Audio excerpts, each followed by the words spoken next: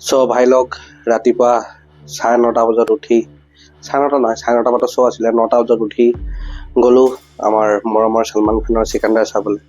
ঠিক আছে, চ' চাই আহিলোঁ মুভিটো কেনেকুৱা আছিলে, বলক কথা পাতোঁ।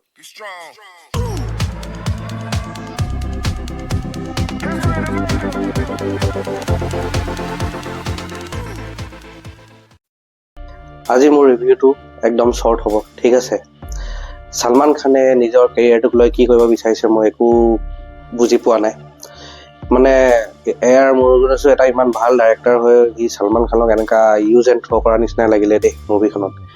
মুভিখনত যদি মানে ভাল মমেণ্টছ যদি ক'ব লাইক আছিলে সেইটো হৈ গ'ল অকল ছলমান খানৰ একশ্যনবোৰ, আৰু ইয়াৰ যোন একশ্যন কোৰিঅ'গ্ৰাফি হয় মা কচম তাক চেলিউট দিব লাগিব।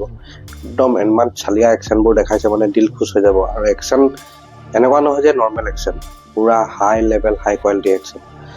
ঠিক আছে, মুভিটো যদি মই ৰিভিউটো মানে এক লাইনত যদি কওঁ মানে মুভিটো কিয়া চল ৰা হে, কি হৈ আছে একো আগগুৰি নাই, বাছ মুভিটো চলি আছে আৰু অলপ দেৰি পাছে পাছে মাৰপিট চলি আছে।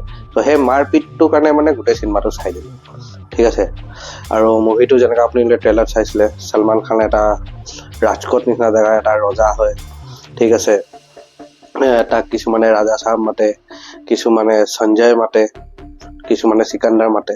তো 3টা নাম কেনেকৈ পৰে সেইটো ধুনীয়াকৈ বাৰু কৈ দিছে। তো সেইটো ন' ডাউট মানে তাৰ সেই ছাছপেন্সটো এইটো খুলি দিলে যে তাৰ 3টা নাম কেলে আছিলে মুভিখনত। বাকী ইয়াৰ লগত ৰশ্মিকা মন্দানা আছে, তাই নিজৰ জেগাত যিমানটো কৰিব দিছিলে এক্টিং ঠিকেই কৰিলে। বাকী কেৰেক্টাৰবোৰ কি কৰিব আছিলে বুজি নাপাওঁ। এতিয়া প্ৰকাশ ৰাজ ইয়াত ভিলেন হয়। ঠিক আছে, মুভিটো ষ্টাৰ্ট হওঁতে একদম প্লেনত ফ্লাইটত এটা বঢ়িয়া একশ্যন দেখায়। একদম ছলমান খানৰ এণ্ট্ৰি, প্ৰথম ব্ৰেচলেট ওলাই তাৰপিছত তাৰ চকু মানে এইটো আল্টিমেট আছিলে এণ্ট্ৰি চাই আৰু একশ্যন চাই লাগিলে বা মুভিখন এটা ভাল নটত ষ্টাৰ্ট হ'ব। তাৰপিছত শ্ল'লি মুভিটো এনেকুৱা লাগে যে চব মুভিৰ মিক্সাৰ হয়। কিছুমান চিন এনেকুৱা লাগে চিংঘামৰ পৰা লৈছে, কিছুমান ষ্টৰিটো অলপ চাউথৰ কিবা মুভিৰ পৰা লৈছে। মানে it's a mix up messy film বুলিয়ে ক'ব পাৰে দেই। আৰু মই ইয়াতকৈ বেছি নকওঁ, যোনে যোনে ছলমান খানৰ ফেন হয় সিহঁতি চাব পাৰে।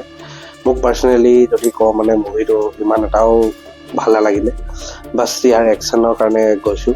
আৰু ইয়াত চিনেমাবোৰ গানবোৰ একদম জোৰ জবস্তিত মানে ভৰাই দিয়া নিচিনা লাগিছে, যোনটো গানত মানে একো দৰকাৰে নাছিলে। আৰু এয়াৰ মুৰুগেছৰ ওপৰত মানে এতিয়া ডাউট হৈ গ'ল, হোৱাটে ৰিয়েল ডাইৰেক্টৰ হয় সি, বাট ছলমান খানক লৈ কি কৰি দিলে মানে সেইটোৱে বেয়া লাগিছে। বাকী নেক্সট মুভি চিৰিজৰ ৰিভিউ লৈ আহি আছোঁ। এই ৰিভিউটো কেনেকুৱা লাগিলে কমেণ্টছত জনাব, আৰু এই চেনেলটোক লাইক শ্বেয়াৰ আৰু ছাবস্ক্ৰাইব কৰি থাকে। তেতিয়ালৈকে bye, love you, take care, জয় অসম।